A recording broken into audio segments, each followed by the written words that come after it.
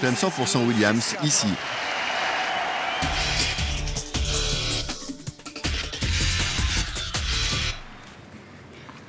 Autre rencontre Russie-États-Unis, celle qui oppose Jennifer Capriati, lauréate ici il y a 2 ans, et Nadia Petrova.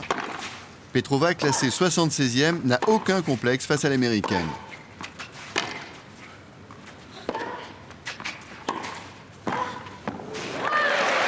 Nadia remporte le premier set 6-3. Jennifer réagit dans la deuxième manche, mais que les points sont durs à gagner.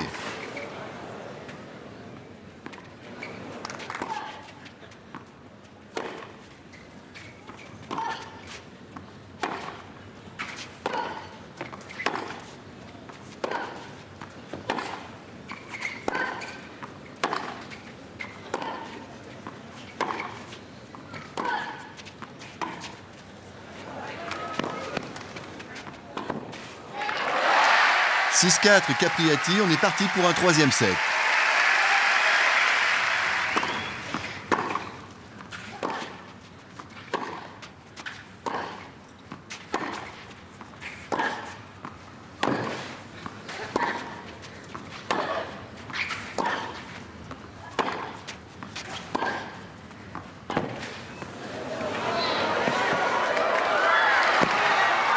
Et énorme sensation avec cette nouvelle victoire russe.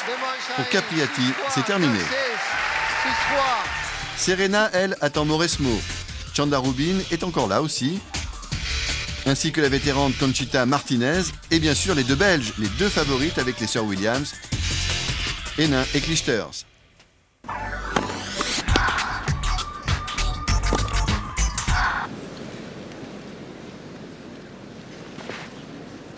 L'œil du tigre. Visiblement, Serena n'a toujours pas digéré sa défaite à Rome en demi-finale face à Amélie Mauresmo. Mademoiselle Davis.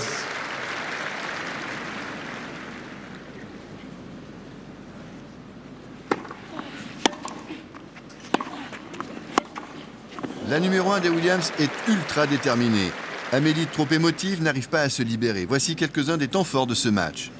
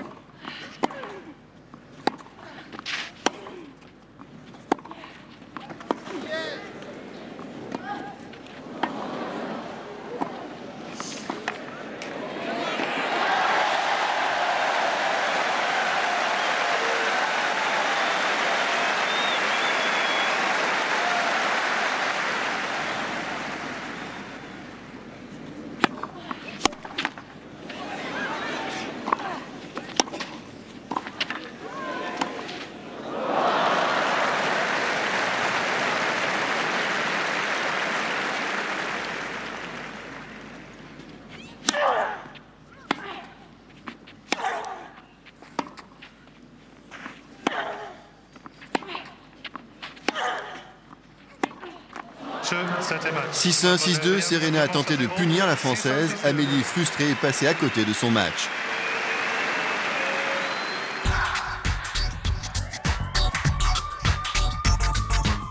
Un petit air de championnat russe pour un match serré et sans concession, un peu à l'image de cet échange.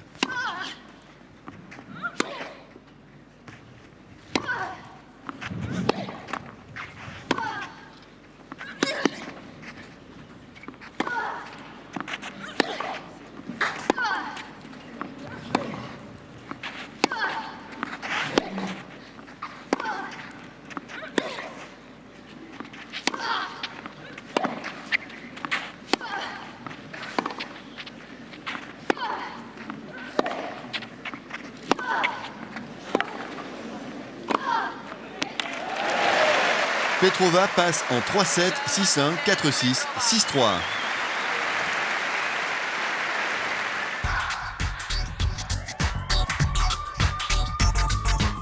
Conchita Martinez, toujours là avec ses 31 ans, ses 16 participations et son 11e quart de finale. L'Espagnol tente de stopper l'élan de Kim Clijsters. Pas évident.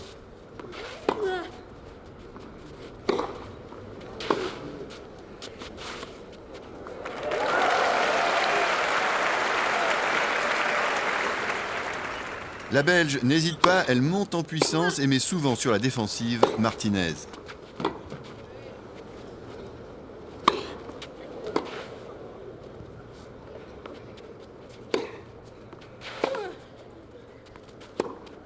« 6-1, 6-2, le score est sévère pour l'Espagnol, mais Clijsters joue vraiment un autre tennis.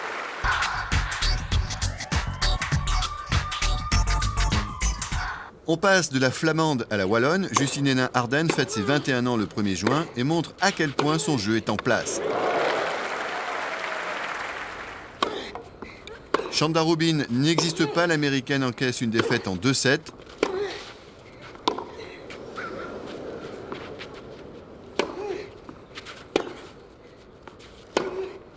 On connaît les demi-finales dames, ce sera Clijsters, Petrova, Williams, Henin.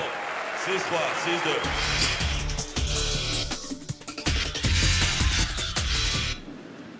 Le plus attendu des quarts de finale oppose André Agassi à Guillermo Coria. 12 ans séparent les deux hommes. L'un a tout gagné, l'autre joue contre son idole. L'Américain prend un meilleur départ, mais on sent que la tâche d'Agassi sera rude. Voici les grands points de cette rencontre.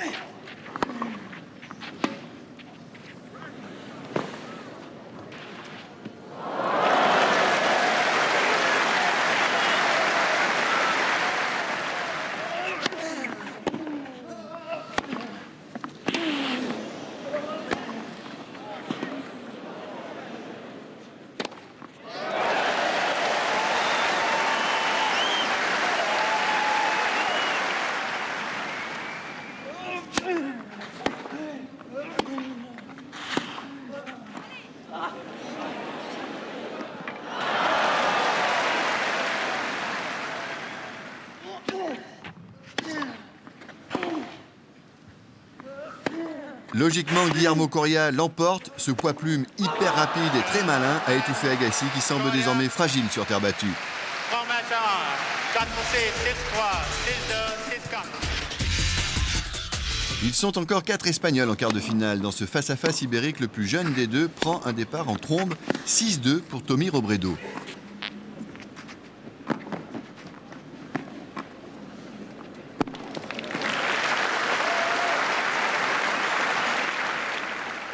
Le tenant du titre est de nouveau secoué dans le deuxième set.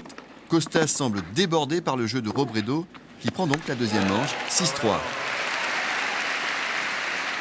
Une fois de plus, Albert Costa est mené 2-7-0. Il faut croire qu'Albert apprécie ce genre de situation. Petit à petit, il revient, et cela agace son adversaire.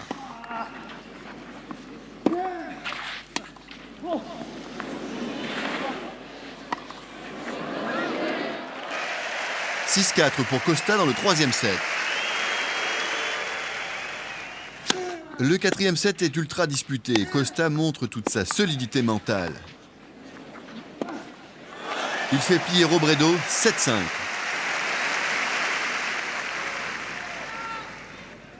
Le dernier set est le plus facile à remporter pour Albert Costa qui réussit, tout comme Escudé en 98 en Australie, à revenir 3 fois en ayant été mené 2-7-0. Chapeau Costa, après 18h31 minutes de jeu, il est toujours là.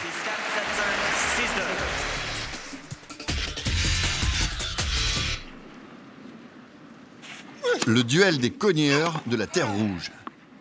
Juan Carlos Ferrero, Fernando González. Un match en 5-7 de toute beauté.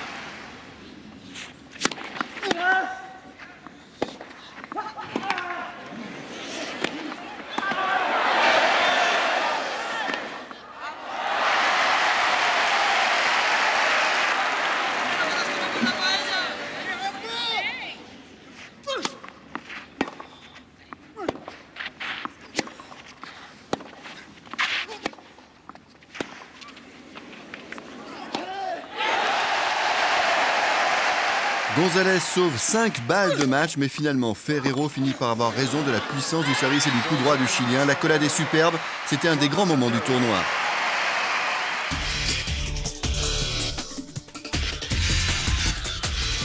Le jour où Martin Verkerk est pris au sérieux, ce Hollandais d'1m98 à peine connu sur le circuit, si ce n'est une victoire à Milan, commence à faire peur. Contre Moya, il prend le premier set, 6-3.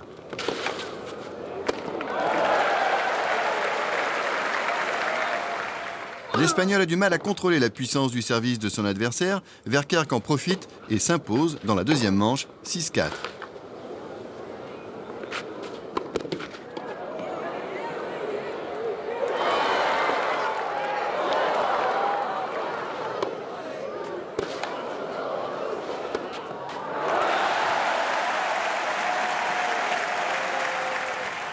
Mais Carlos ne veut pas lâcher pour autant. Dans un troisième set très serré, il parvient à ses fins. 7 jeux à 5 en sa faveur.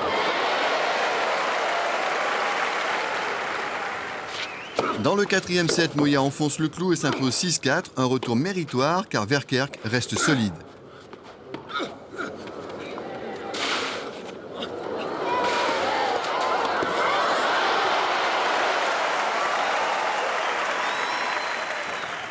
Le Hollandais très expressif semble euphorique au moment d'aborder la dernière manche.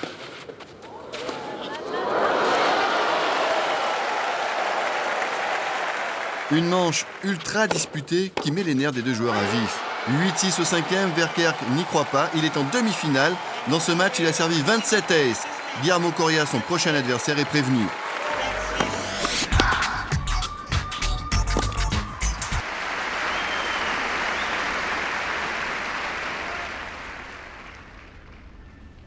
La première demi-finale dames commence sur un bon tempo. La puissance de fond de cours des deux joueuses est quasi égale.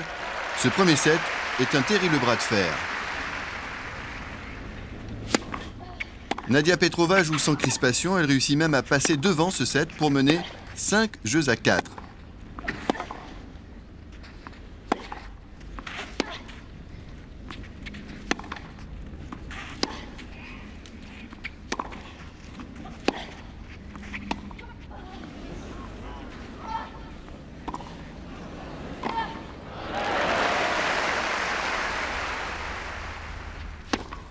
La Russe obtient une balle de 7 qu'elle n'arrive pas à convertir. C'est le début de la fin pour elle.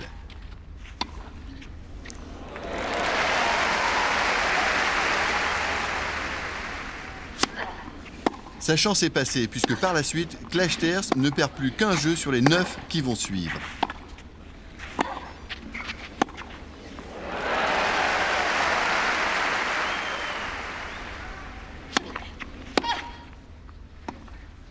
« 7-5, 6-1 en 1h10, nouvelle finale pour Kim Clijsters, 2 ans après celle perdue contre Jennifer Capriati.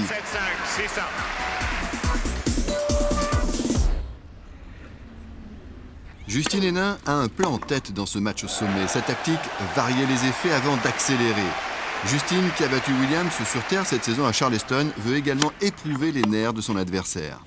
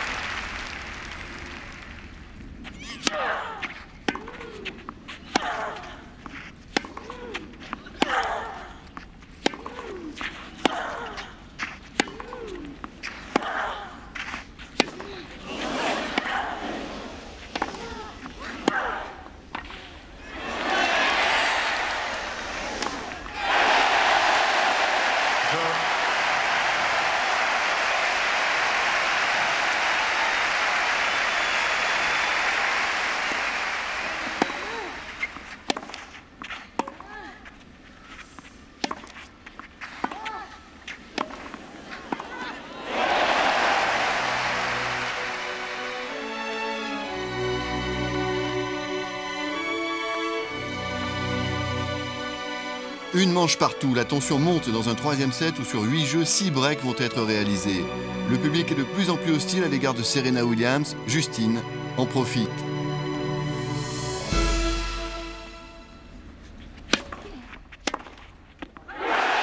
Fin d'une fabuleuse série de 33 victoires en Grand Chelem pour Serena. La finale sera, elle, 100% belge.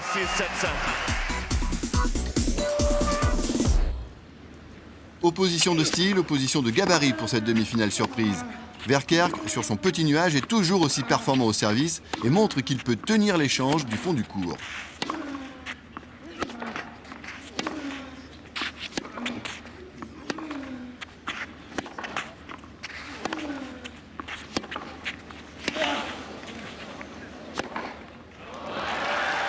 Guillermo Coria fait valoir sa vitesse de déplacement et sa qualité de main pour trouver des angles incroyables en passing.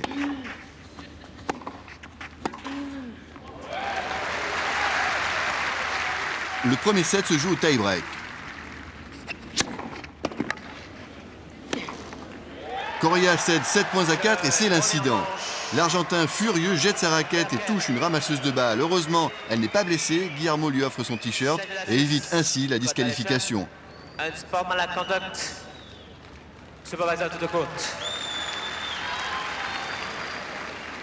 Ce geste malheureux va laisser des traces. L'Argentin reconnaît qu'ensuite sa concentration n'est plus la même.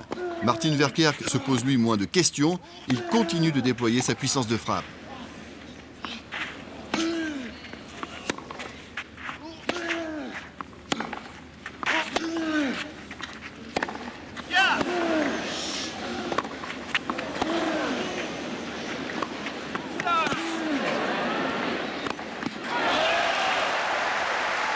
Le Hollandais prouve qu'un attaquant peut faire de gros dégâts sur terre battue. Sa démonstration est probante. Il prend le deuxième set 6-4.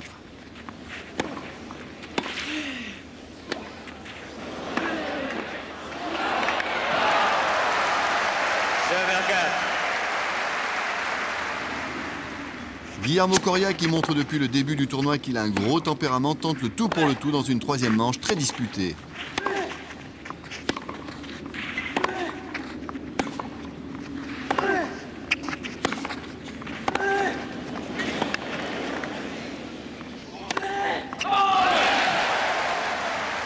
Une fois de plus, les deux hommes vont au jeu décisif. Un tie-break à sens unique, 7.0 pour la première fois. Un Hollandais accède à la finale de Roland-Garros.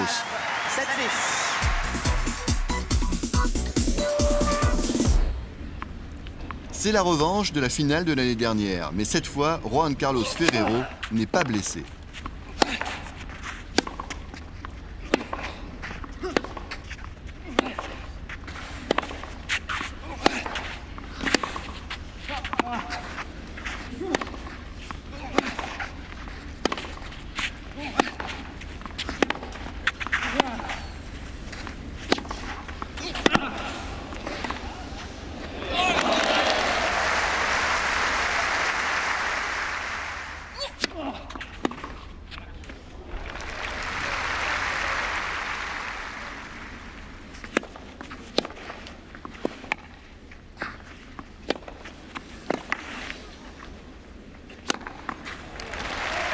Costa a compris que la mission est difficile. Ferrero prend le premier set, 6 jeux à 3.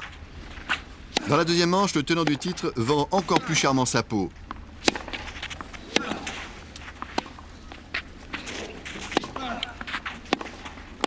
Il va même se détacher pour mener 5-4, service à suivre.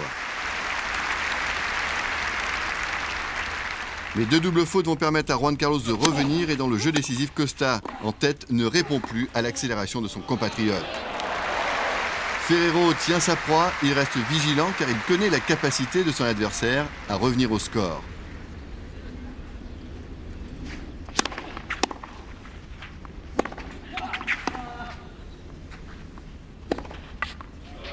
Mais cette fois, il n'y aura pas de miracle pour Costa. Pour la deuxième année de suite, Juan Carlos Ferrero est en finale.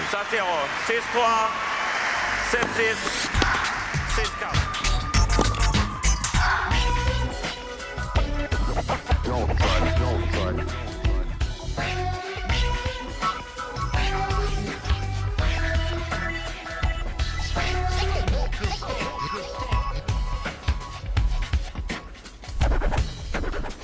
C'est une finale historique entre deux Belges et la famille royale est présente pour l'occasion. Le premier set démarre sous un grand soleil, près de 30 degrés. Les jeux sont accrochés, mais Justine Henin-Harden est beaucoup plus déterminée que Kim Clijsters, qui semble bien crispée.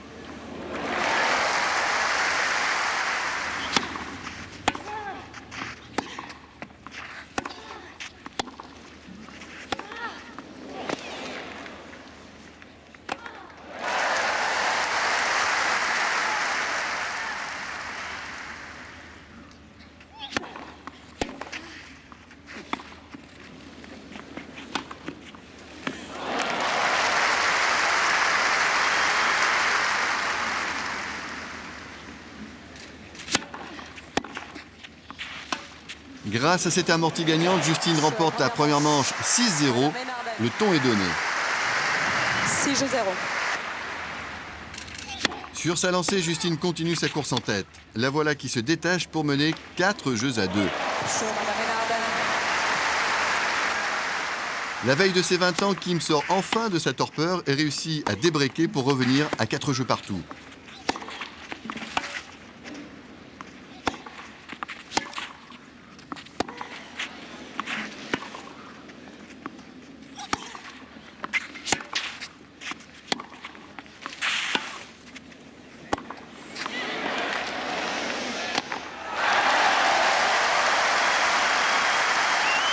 Mais il en faut beaucoup plus pour déstabiliser Henin, qui est encore capable de hisser son niveau de jeu.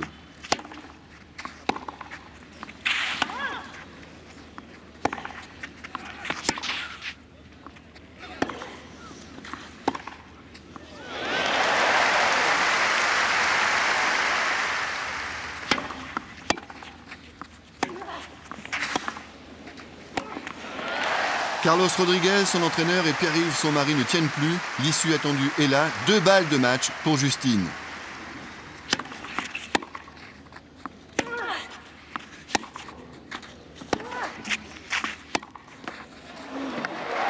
La première est la bonne, 6-0, 6-4 en 1 heure et 7 minutes.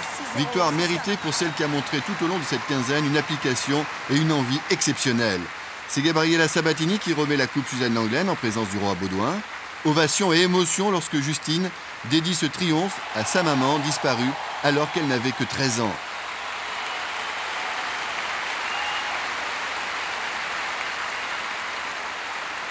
Je voudrais dédier cette victoire à ma maman qui veille sur moi depuis le paradis. J'espère qu'elle était très fière de moi, maman.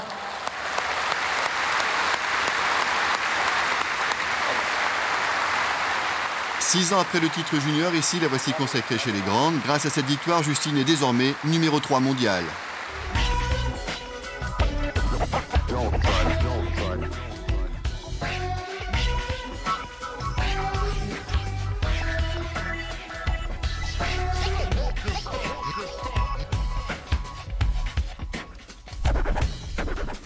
Ferrero, le favori, a en 4 participations à Roland-Garros atteint 2 fois la finale et joué 2 autres demi-finales. Verkerk, l'outsider, 46e mondial, est le 8e finaliste à ne pas être tête de série et le 3e joueur à atteindre la finale pour sa première participation après Wilander en 82 et Pernfors en 86. Voici les temps forts d'une finale tout de suite prise en main par Juan Carlos Ferrero.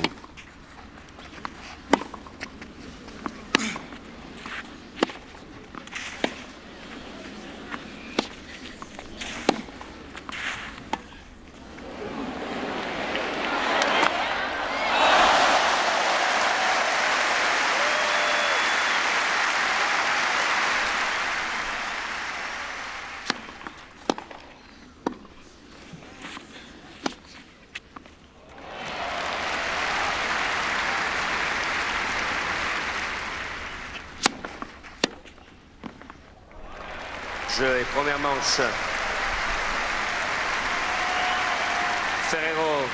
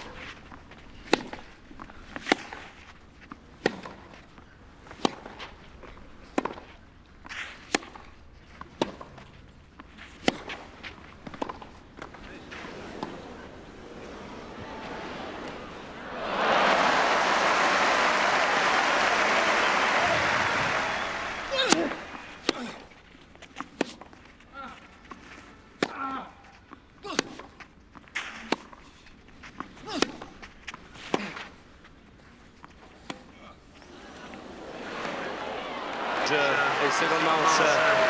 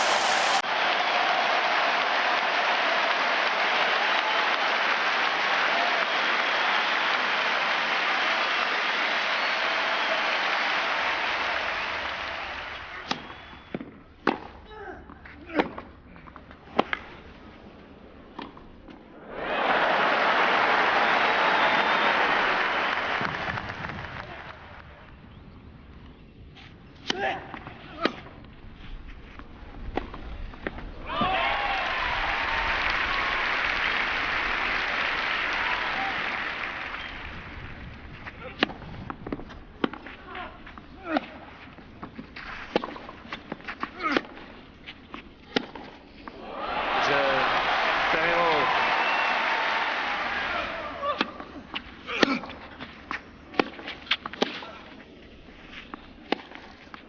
6-1, 6-3, 6-2 en 2 heures et 9 minutes, c'est la finale la plus expéditive en nombre de jeux depuis 1978. C'est le sacre attendu et mérité de Juan Carlos Ferrero qui prend les commandes du classement mondial. Le service du Hollandais brouillé par le vent n'a pas fonctionné, c'est donc à Ferrero que Yannick Noah remet la Coupe des Mousquetaires, le trophée que le Français avait brandi ici il y a tout juste 20 ans. Voici le palmarès complet d'une magnifique édition des Internationaux de France.